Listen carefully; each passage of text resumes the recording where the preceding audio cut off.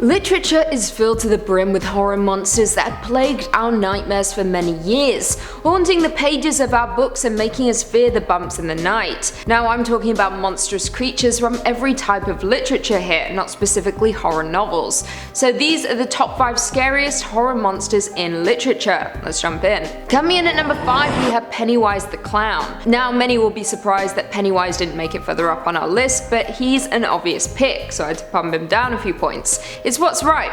Pennywise the Clown hails from the mind of Stephen King in the horror novel It. The story itself follows the experiences of 7 children as they become terrorized by an evil entity that exploits their fears and disguises itself while hunting them, whether it be as someone they know or as Pennywise the Dancing Clown, a form which attracts his preferred prey, which is young children. Now It, or Pennywise, is the titular character and antagonist of the novel and subsequent movie adaptations, with the character being an ancient cosmic evil entity who preys upon the children of Derry, Maine every 27 years. Stephen King once stated in an interview that he came up with the idea for Pennywise after he asked himself what scared children more than anything in the world, and the answer was clowns. And that's what makes Pennywise so damn terrifying. It's the simple fact that it preys on children and targets our childhood fears, but at the same time clowns are supposed to be friendly and fun, which again is how the entity is able to lure in its prey, not to mention its shape-shifting capabilities helps it hide in plain sight, and worse still, Pennywise can manipulate weaker wills into doing his bidding for him, serving somewhat as accomplices. This creature is just straight up terrifying, and no matter how much time passes and no matter how many adaptations are pushed out, Pennywise remains just as terrifying. Before we jump into number 4, be sure to give this video a big thumbs up, it really helps us out a lot. Coming in at number 4 we have Dementors. I think we can all agree that the Dementors are truly terrifying monsters that traumatized a lot of us while we were growing up. Dementors hail from Harry Potter and the mind of J.K. Rowling, with the series itself following Harry, a young boy who learns he is a wizard. He's sent to Hogwarts, and it is then that things begin to get crazy. We learn of Lord Voldemort, the most powerful and dangerous wizard of all time and the arch enemy of Harry Potter. However, it is not him who we will be discussing. The Dementors are gliding creatures considered to be the foulest in the wizarding world. They feed on happiness, generating feelings of sadness and despair in any person close by. On top of that, they can also consume a person's soul, leaving their victim in a vegetative state. They are closely associated with Azkaban prison, with these terrifying creatures being employed by the government, which might be the scariest part of this entire thing. However, we learn later in the novels that they also associate with the Dark Lord Voldemort. Never get too close to a Dementor because, like Remus Lupin once said, I quote, "You will be left with nothing but the worst experiences of your life." Coming in at number 3 we have the White Walkers. To quote Game of Thrones, "In that darkness the White Walkers came for the first time. They swept through cities and kingdoms riding their dead horses, hunting with their packs of pale spiders big as hounds." The White Walkers hail from Game of Thrones, the hugely popular fantasy series created by George R.R. Martin, with the first novel, A Song of Ice and Fire,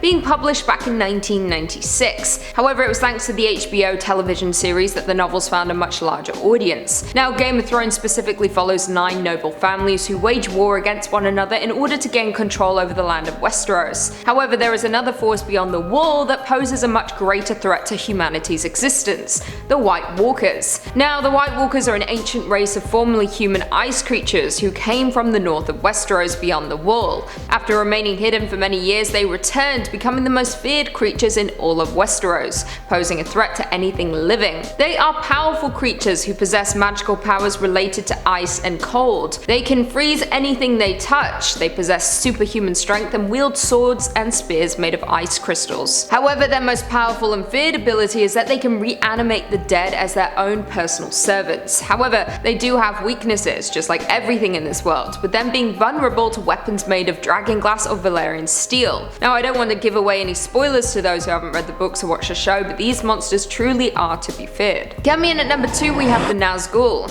To quote Gandalf in Lord of the Rings, "9 he gave to mortal men proud and great, and so ensnared them. Long ago they fell under the dominion of the One, and they became ringwraiths, shadows under his great shadow, his terrible servants. Long ago, it is many a year since the 9 walked abroad, yet who knows, as the shadow grows once more, they too may walk again." Now, the Nazgul hail from the fictional Lord of the Rings universe, originating in The Hobbit, but really taking off in Lord of the Rings novel, which is set in Middle-earth and is a sequel to The Hobbit, with it following the Dark Lord Sauron, who created the One Ring, and the hobbits who must attempt to destroy it. The Nazgul, also known as the Black Riders or even the Nine, were ring servants of the Dark Lord Sauron, who had succumbed to his power through wearing the Rings of Power, which gave them immortality but ultimately reduced them to invisible wraiths. They became bound to Sauron via the One Ring, and as Sauron diminished, so did they. As we know, the Nazgul are the ones who attempt to hunt down Frodo and his fellow hobbits, and can easily track him whenever he puts on the One Ring. Now, despite being incredibly strong and powerful, the Nazgul do have their own weaknesses,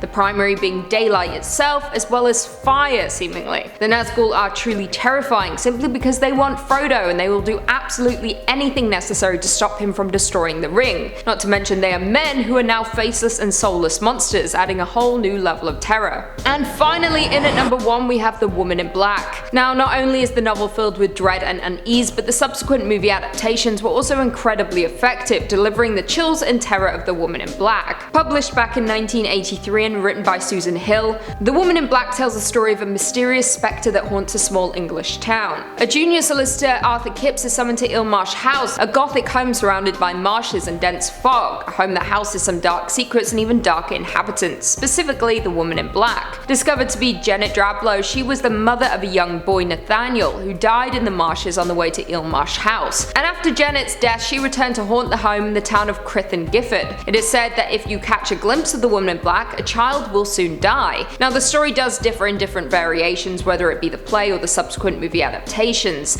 but the one thing always remains the same: the Woman in Black is an omen of death. She is arguably one of the scariest fictional monsters in horror literature and horror cinema, with her eerie yet silent presence evoking so much fear and dread that it's almost palpable. I highly suggest if you get a chance to watch the stage version of The Woman in Black, you certainly should. I still get chills thinking about it. Also, movie-wise, the 1989 television movie adaptation is far superior than the Daniel Radcliffe one, with the final few moments lingering with you for years to come. Well, me at least. Well, there we have it. Do you guys agree with our list? Were there any horror monsters that we missed? Leave us all your thoughts and feelings in the comments down below, and perhaps we can do a part 2. Before I go though, I just want to respond to a few comments from one of our last videos, top 5 scariest horror movie subgenres. Teeny B said, question, is the house that Jack built considered torture, bleep, or psychological horror?